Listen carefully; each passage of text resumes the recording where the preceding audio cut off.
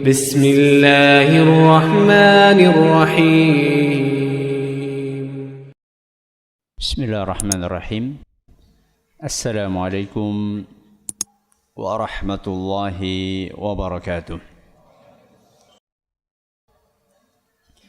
الحمد لله رب العالمين، والصلاة والسلام على أشرف الأنبياء والمرسلين، نبينا وسيدنا محمد وعلى آله وصحبه أجمعين.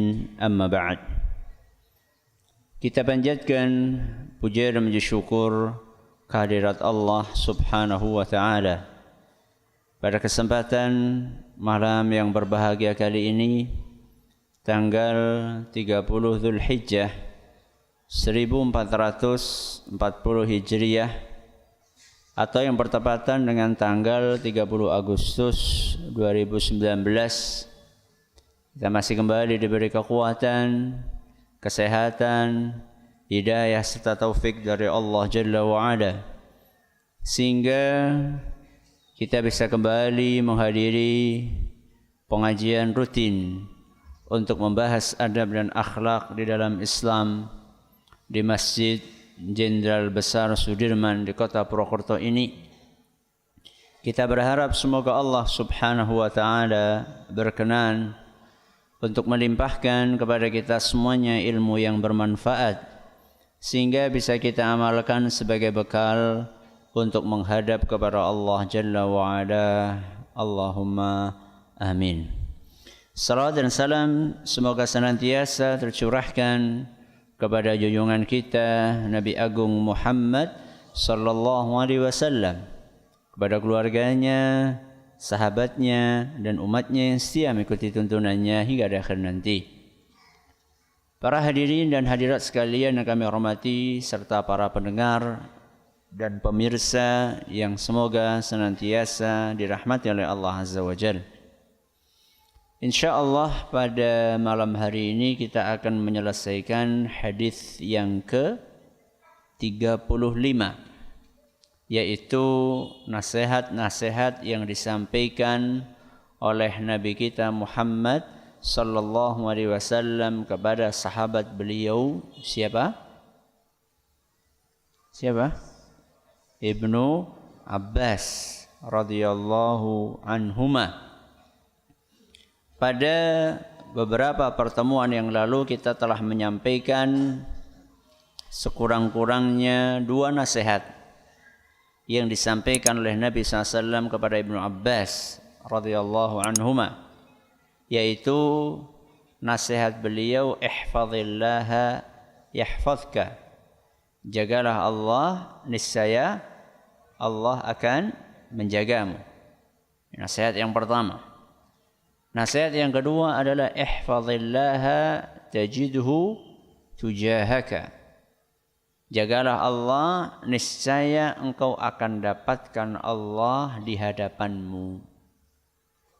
Apa maksudnya di hadapanmu? Allah akan memberikan pertolongan kepadamu, bantuan kepadamu, hidayah kepadamu, petunjuk kepadamu. Itu maksudnya. Kali ini kita akan menyelesaikan insyaallah hadis ini yang dibawakan oleh Imam Ibnu Hajar Al-Asqalani secara ringkas dalam Kitabul Jami' dari Bulughul Maram. Kali ini kita akan langsung membahas 2 nasihat sekaligus yang disampaikan oleh Nabi kita Muhammad sallallahu alaihi wasallam, yaitu sabda beliau, wa idza sa'alta fas'alillah. Kalau kalian minta, kalau kalian berdoa, berdoalah kepada Allah. Ini nasihat yang ketiga.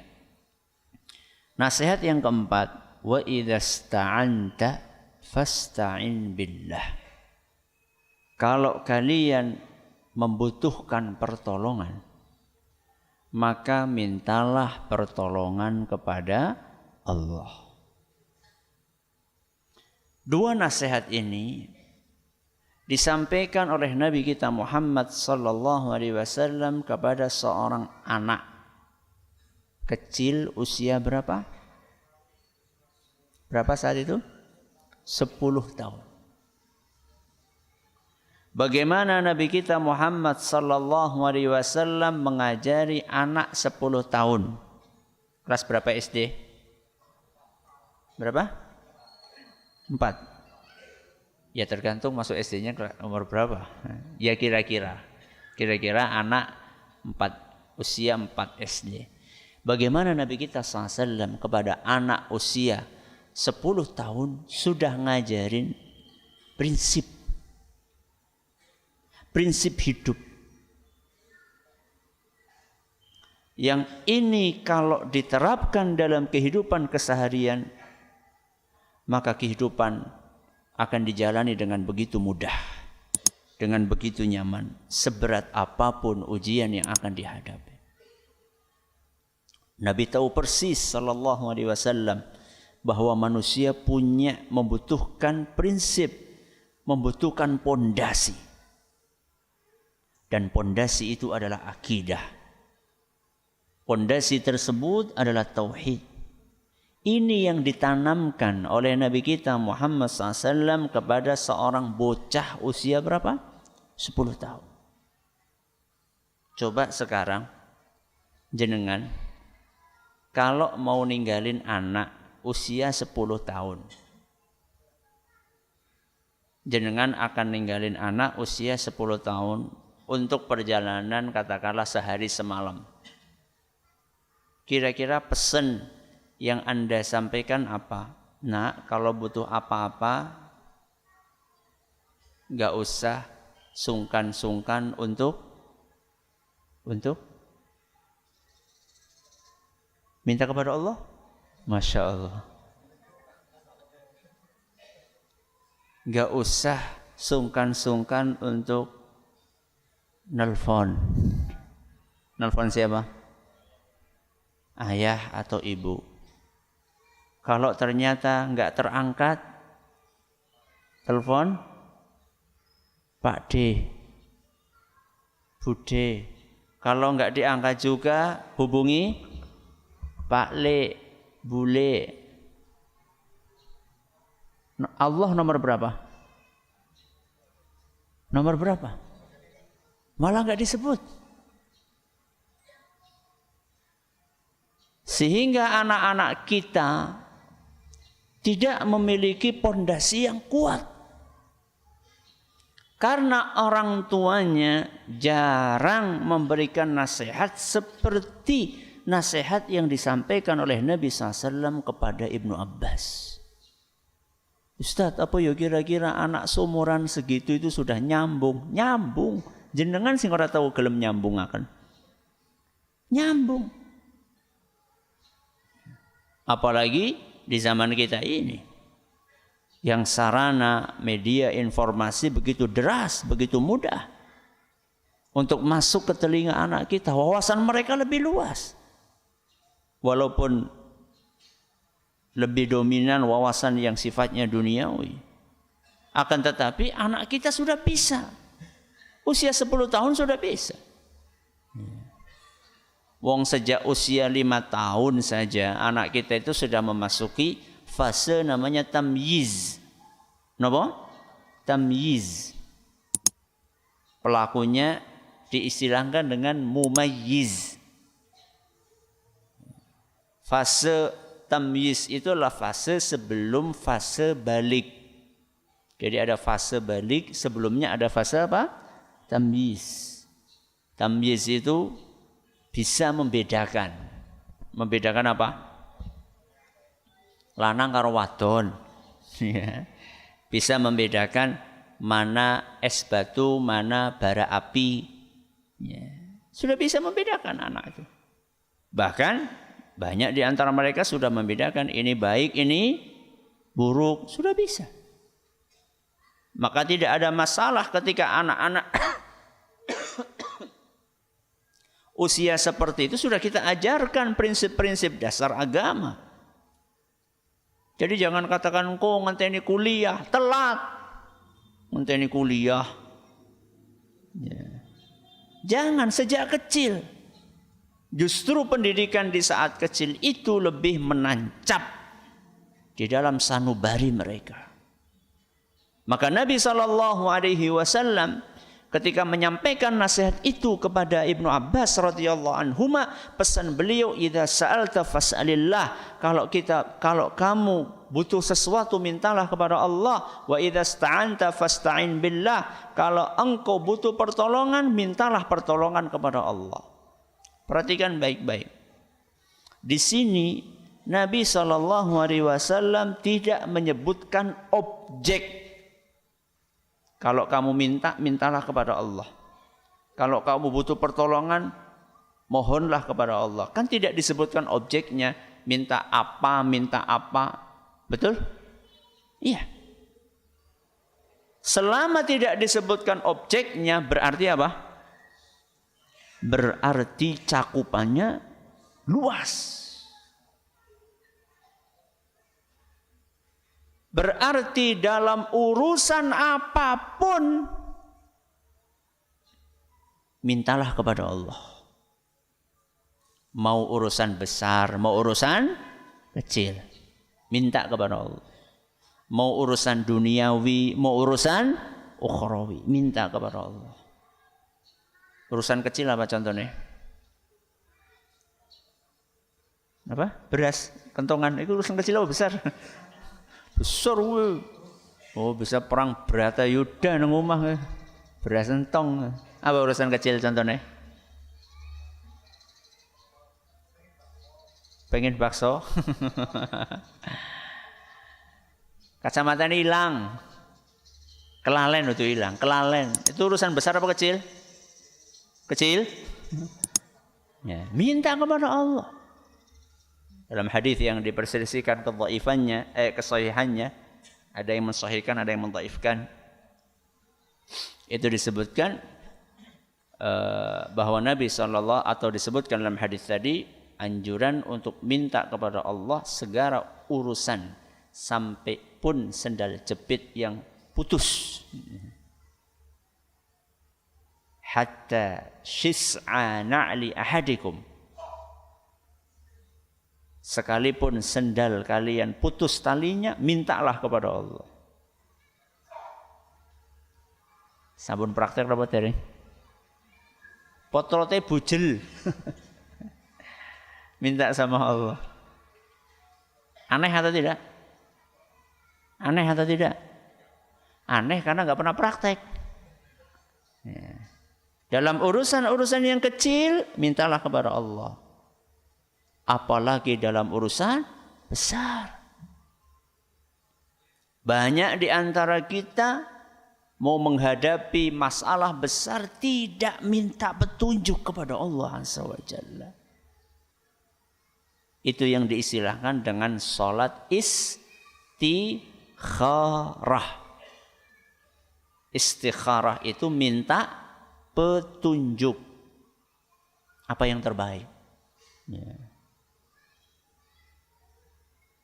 Mau nikah, ada beberapa pilihan, milih sing ngendi. Nek orna pilihane ya priyo maneh.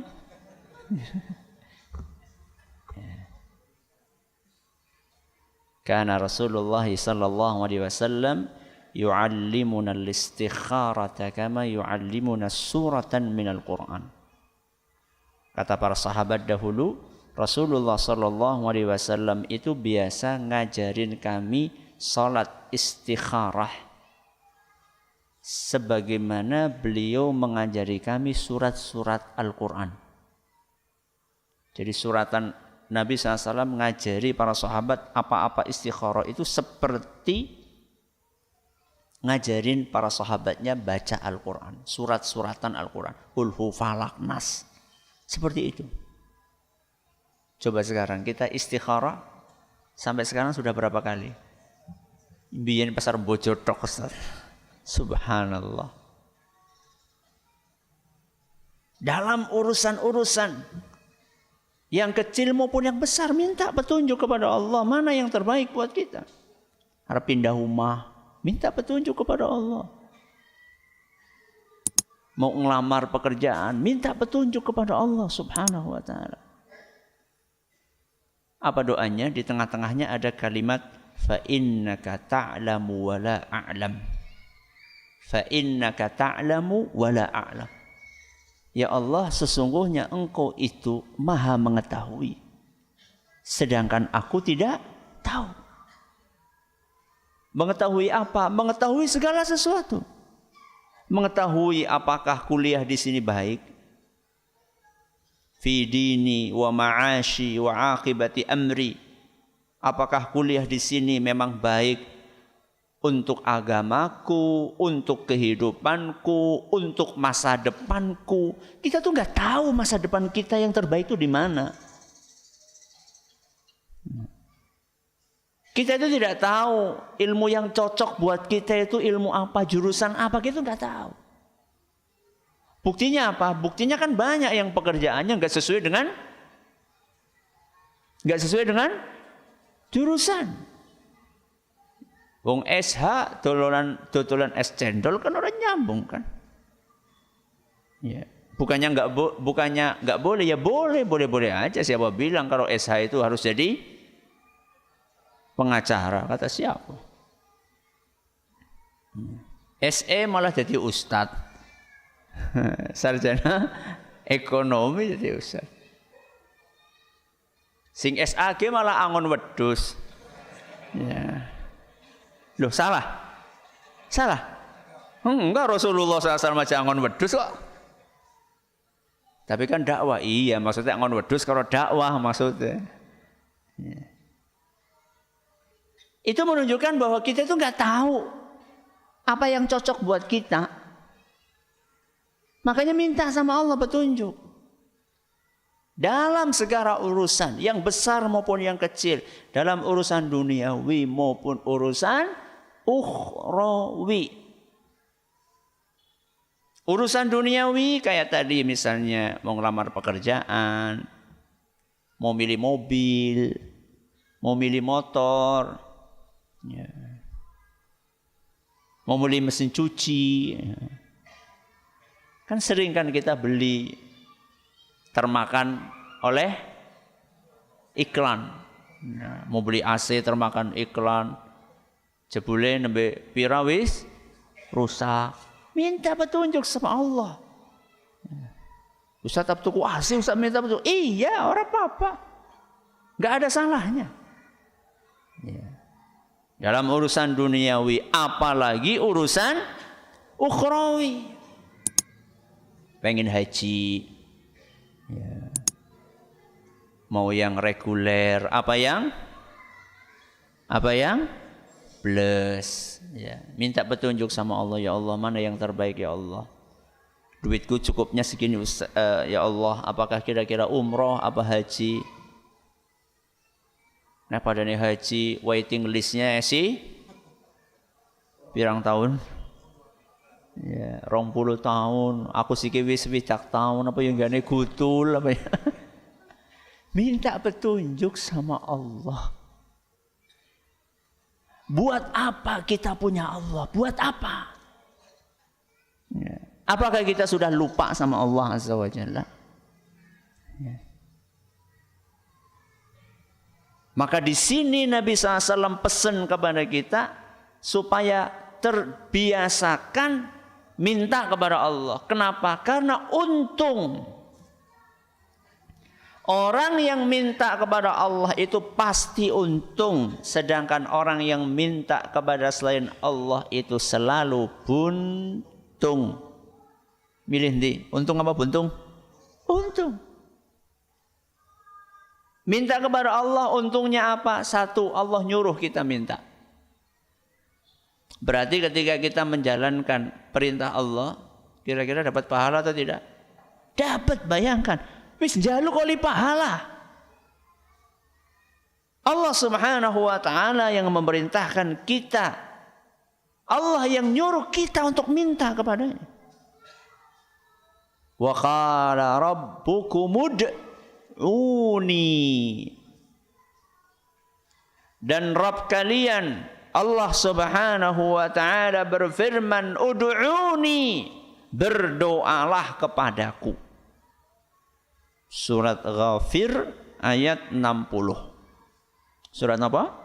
Ghafir ayat 60. Allah nyuruh kita untuk minta kepadanya. Berarti ketika kita minta, kita ini sedang menjalankan perintah. Menjalankan perintah Allah ibadah atau bukan? Ibadah. Makanya Rasulullah SAW bersabda, ad-du'a'u huwal ibadah. Doa itu ibadah. Jadi ketika kita angkat tangan kita kepada Allah Subhanahu wa ta'ala, kemudian kita minta ini, itu, urusan besar, urusan kecil, urusan duniawi, urusan ukhrawi, kita ini sedang beribadah dan akan mendapatkan pahala dari Allah Azza wa Jalla, dikabulkan atau tidak dikabulkan. Makanya buat para ulama kita dahulu, contohnya Umar ibnul Khattab radhiyallahu anhu, beliau nggak terlalu mempermasalahkan dikabulkan atau tidak. Itu bukan masalah buat beliau. Yang paling penting buat beliau adalah saya berdoa atau tidak. Sebab apa? Sebab dikabulkan atau tidak dikabulkan, selama doa kita benar, kita akan dapat pahala. Ya mungkin ibarat kalau sudah dapat pahala terus dikabulkan, ya gue kayak apa ya? Bonus lah. Ya karepe sih dikabulkan. Ya iyalah wong jenenge donga ya karepe dikabulkan. Akan tetapi seandainya tidak dikabulkan pun enggak rugi. Ya. Jadi orang yang berdoa kepada Allah pasti untung. Kenapa? Karena Allah nyuruh kita berdoa. Kalau kita jalankan perintah Allah tersebut, maka kita akan dapat pahala. Dapat pahala untung atau enggak? Untung. 2. Keuntungan kita minta sama Allah Subhanahu wa ta'ala, Allah berjanji akan mengabulkan permintaan hambanya. Ayat yang tadi barusan kita baca, surat apa? Ghafir ayat 60, kelanjutannya apa? Wa qala rabbukum ud'uni astajib lakum. Dan Tuhanmu berkata, mintalah kepadaku, niscaya aku akan kabulkan. Niscaya aku akan kabulkan. Janji. Dan kita tahu persis bahwa Allah Azza wa Jalla tidak mungkin apa? Ingkar janji. Tidak mungkin.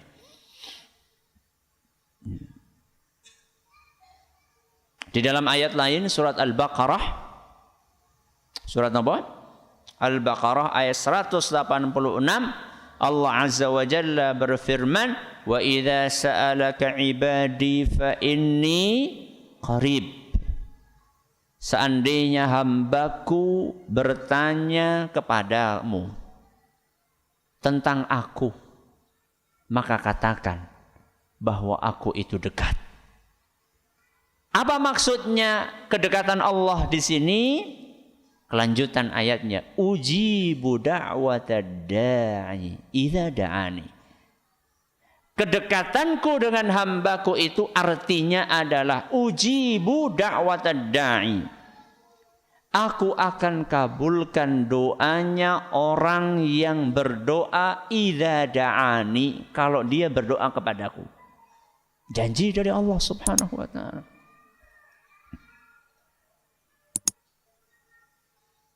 Ustaz, katanya dikabulkan. Saya sampai sekarang punya doa yang belum dikabulkan. Ada? Banyak? Masya Allah. Apa boleh sih jadi jaluk?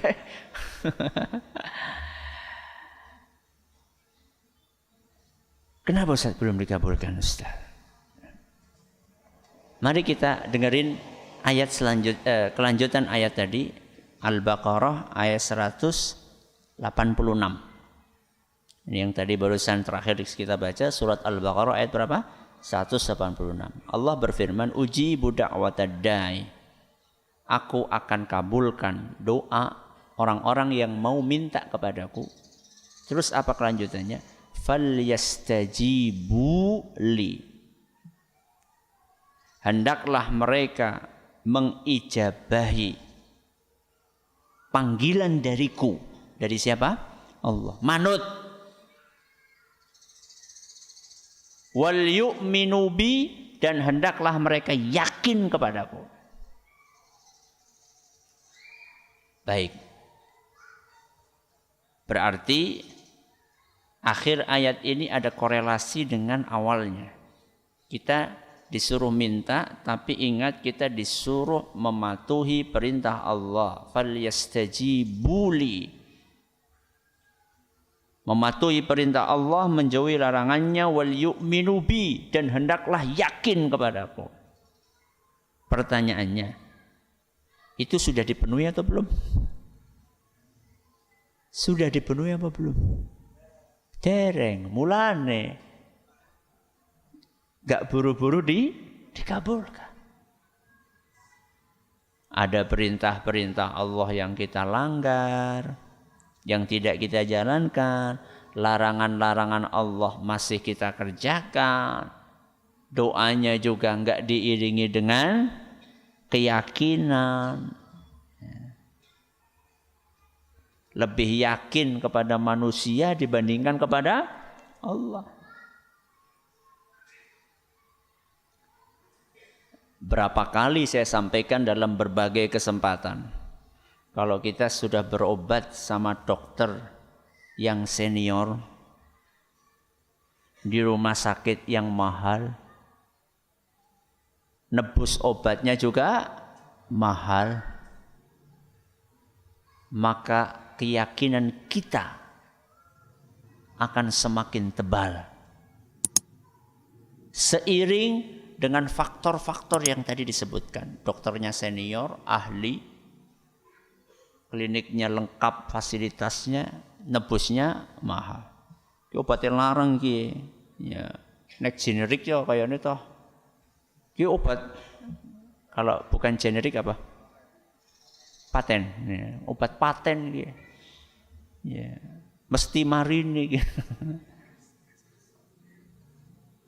Begitu yakinnya dengan obat. Tapi begitu konsultasi sama Ustadz, Ustadz gimana Ustadz, saya sakit, sudah diruqyah belum? Aku ora kesurupan ora, aku diruqyah. Ini salah persepsi. Ya. Wa nunazzilu minal Qur'ani ma huwa syifaa'un. Dan kami turunkan Al-Qur'an itu sebagai syifa, sebagai penyembuh. Apakah Allah di sini membatasi penyembuhan dengan Al-Qur'an hanya berlaku bagi orang yang kesurupan? Tidak. Wong Allah mengatakan syifaun kok, penyembuhan. Berarti semuanya. Semuanya itu gimana Ustaz? Ya penyakit fisik, ya penyakit non fisik, ya penyakit psikis, ya penyakit jiwa, semuanya. Watuk Ustaz, iya watuk. Jadi Ustaznya tetap watuk. Ya sudah minta belum dikasih sama Allah. Yang penting kan minta. Dan belum tentu juga dongane Ustadz mandi urun tentu. Ya, jenengan kan tidak tahu, bisa saja Ustadz itu lebih banyak dosanya dibandingkan jamaahnya. Ya. Peringatan dari Allah supaya lebih mendekatkan diri kepadanya. Tapi yang jadi catatan di sini, ketika kita diingatkan kenapa tidak diruqyah, baca Al-Quran, seakan-akan kayak apa ya iya ya. Obat-obatan yang kita konsumsi itu semuanya hasil dari eksperimen. Ada yang berani mengatakan tidak demikian? Seluruh obat-obatan yang kita konsumsi itu semuanya hasil eksperimen.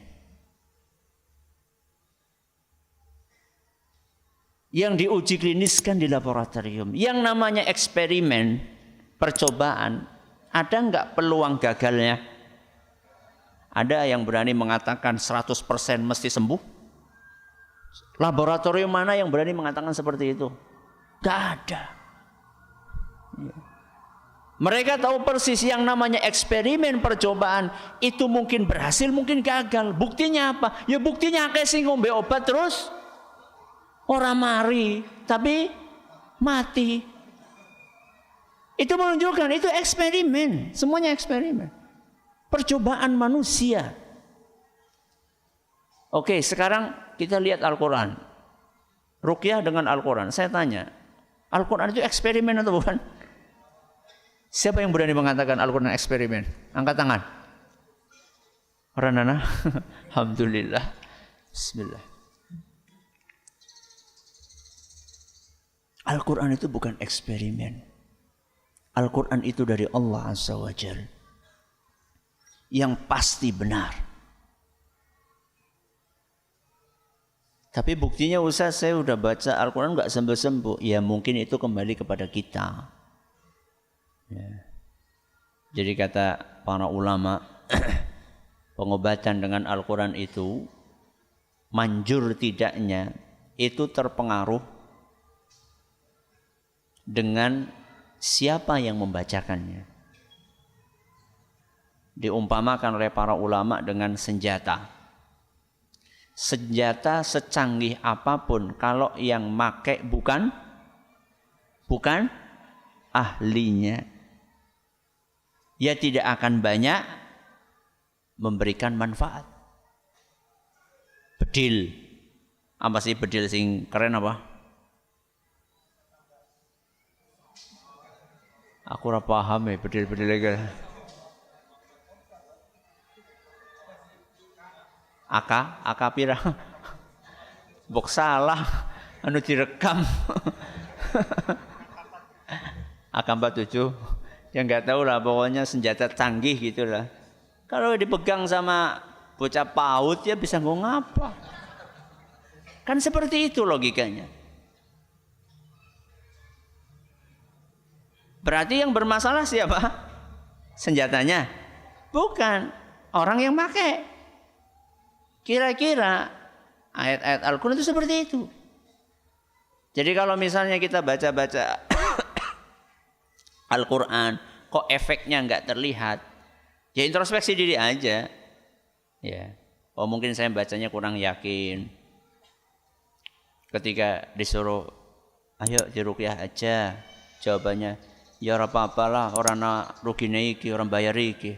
Mari, alhamdulillah orang ya ora apa-apa. Itu kan kayak apa ya? Kayak orang niat. Kayak orang niat banget. Berarti enggak perlu berobat? Ya perlu. Enggak ada masalah. Digabungkan antara pengobatan medis dengan ruqyah itu tidak ada masalah. Tapi yang ingin saya tekankan di sinilah keyakinan kita kepada Allah. Baik, ini yang kedua. Jadi berdoa sama Allah itu enggak ada ruginya. Satu, karena kita menjalankan perintah Allah dan insya Allah kita mendapatkan pahala. Apa yang kedua tadi? Allah itu berjanji untuk mengabulkan doa kita. Yang ketiga, gak ada ruginya kita minta kepada Allah. Kenapa? Karena Allah maha kaya. Apa yang ketiga? Allah maha kaya.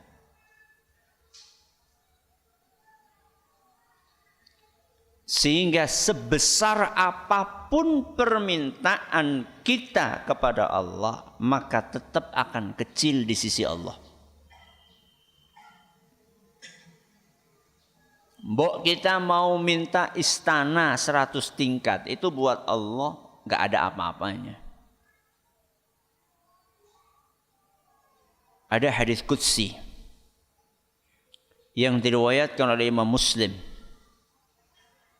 Allah Subhanahu wa ta'ala berfirman, menggambarkan betapa betapa besarnya kekayaan Allah. Apa kata Allah? Ya ibadi, wahai para hambaku, lau anna awwalakum wa akhirakum wa insakum wa jinnakum, seandainya seluruh manusia dan seluruh jin, mulai dari yang pertama sampai terakhir, pinten jumlah manusia sejak zaman Nabi Adam alaihi salam sampai manusia terakhir menjelang hari kiamat, pinten jumlah? Kathah, bagus. Ya. Siapa yang mau survei? Sing nyurvei wis mati dhisik. Seandainya seluruh manusia plus jin qamu fi sa'idin wahid, semua makhluk tadi, jin dan manusia, berkumpul di satu tempat. Semuanya ngumpul di satu tempat tersebut. Fasa'aluni, kemudian semuanya, jinnya, manusianya minta kepada aku. Kepada siapa? Kepada Allah. Bebas. Isi permintaannya bebas. Jadi kan kalau ditawari suruh minta apapun, kira-kira jaluk apa? Apa? Bakso? Astagfirullah. Orang pabriknya sisan. Ya. Mungkin kalau ibu-ibu perhiasan, kalau bapak-bapak apa? Istri. Urung duwe apa? Oh iya, jomblo. Mulane ngesuk hadir ya. Khusus. Besok pengajian khusus remaja, bukan mantan remaja. Ya. Udah ada tulisannya kok, khusus remaja kok. Kok mbah-mbah rawuh. Monggo silakan. Alhamdulillahirabbil alamin, assalatu wassalamu ala nabiyyina Muhammadin wa ala alihi wa sahbihi ajma'in, amma ba'd. Allah Azza wa Jalla melanjutkan firman-Nya dalam hadis qudsi tadi, fa'a'taitu kulla insanin mas'alatah. Setelah semua jin dan manusia itu meminta keinginan mereka masing-masing, Allah lanjutkan firman-Nya, lantas aku kabulkan semua permintaan mereka. Yang minta mobil dikasih, yang minta perhiasan dikasih, yang minta rumah dikasih, yang minta tanah dikasih, semuanya dikasih sesuai dengan isi permintaannya. Mau besar mau kecil gak peduli, semuanya dikasih. Apa efeknya buat Allah Azza wa Jalla? Allah berfirman, ma naqasa dzalika mimma indi illa kama yanqusul mikhyatu idza udkhilal bahr. Sungguh saat aku kabulkan seluruh permintaan makhluk tadi, itu tidak mengurangi kekayaanku, melainkan hanya seperti berkurangnya air laut ketika engkau masukkan jarum ke dalamnya lalu engkau angkat. Kita masukkan jarum ke laut, kemudian kita angkat. Berapa miligram yang berkurang dari air laut tersebut? Begitulah kekayaan Allah. Sebanyak apapun kita minta kepada Allah, tidak akan pernah mengurangi kekayaan Allah sedikit pun. Itu untungnya minta kepada Allah.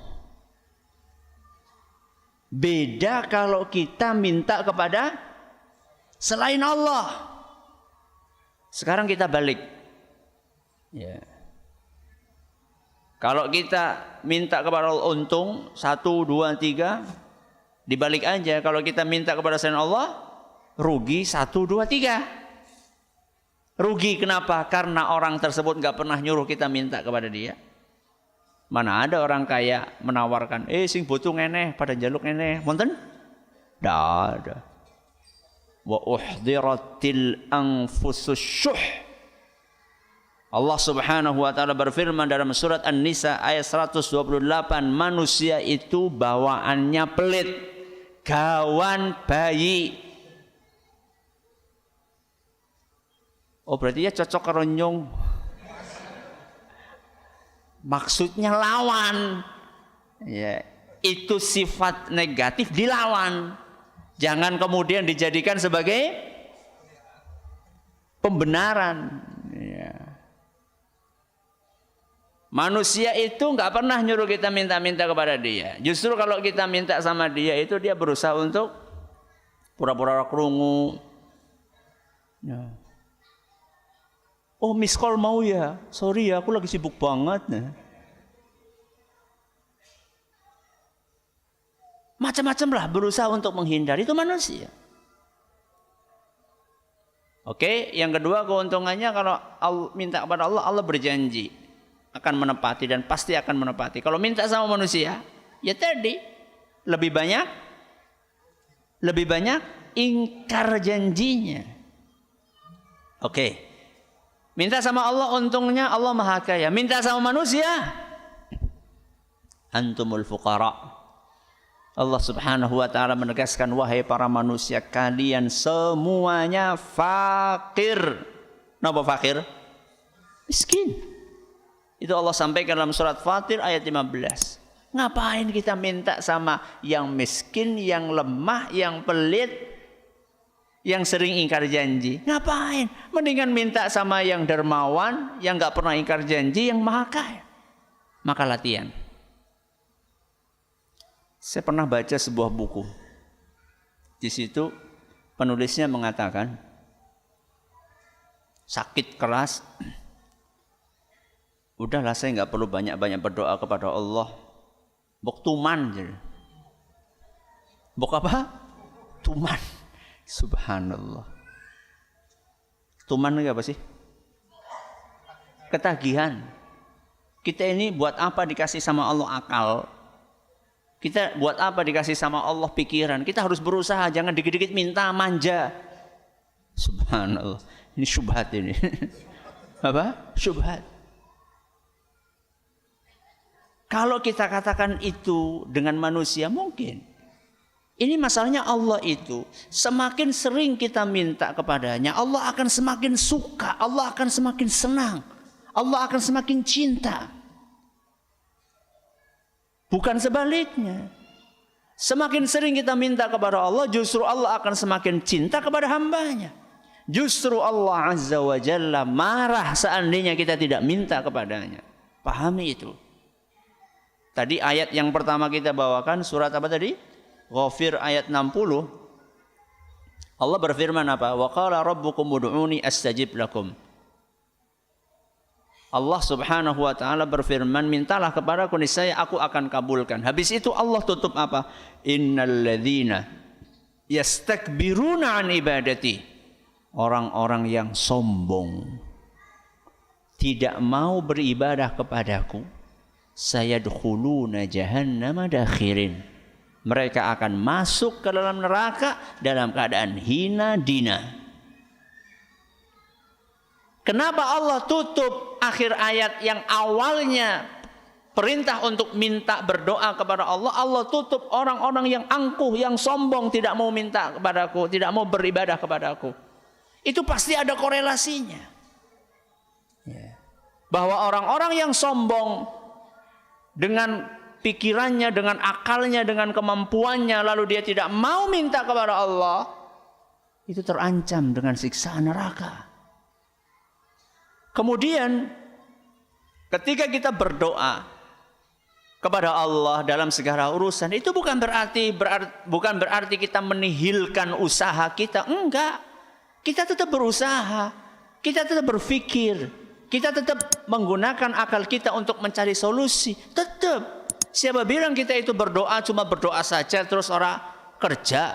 Siapa yang bilang seperti itu? Kita tetap berusaha, sakit berobat, ya, kencot, kerja disit madang, boleh duit cukup. Itu nggak ada yang menafikan itu.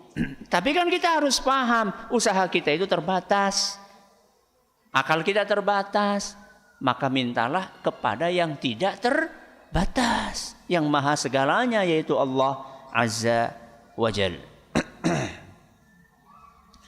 Wallahu a'lam bishawab. Alhamdulillah kita selesai hadis ini. Ustaz tadi disampaikan bahwa Umar bin Khattab tidak terlalu memusingkan apakah doanya akan dikabulkan atau tidak. Apakah ini berarti beliau tidak sungguh-sungguh dalam berdoa? Bersungguh-sungguh. Umar bin Khattab bersungguh-sungguh. Justru karena beliau mengatakan inni la ahmilu hammal ijabah wa innama ahmilu hammad du'a. Sungguh aku tidak terlalu memusingkan apakah doaku itu dikabulkan atau tidak. Yang aku fokuskan adalah apakah doaku sempurna atau tidak. Justru itu menunjukkan bahwa Umar itu serius dalam berdoa. Fokusnya itu doa saya ini benar apa enggak gitu loh. Itu lebih difokuskan sama beliau dibandingkan dikabulkan atau tidak. Kenapa?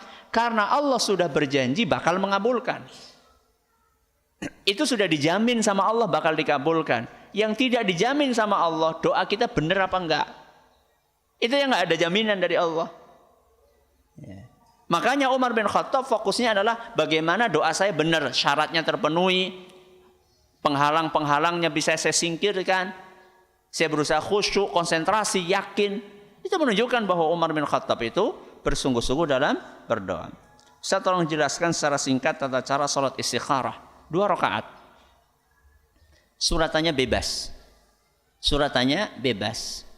Waktunya juga bebas. Malam boleh, siang boleh, pagi boleh. Ya, sebaiknya dihindari waktu-waktu yang terlarang untuk sholat. Sebaiknya. Kemudian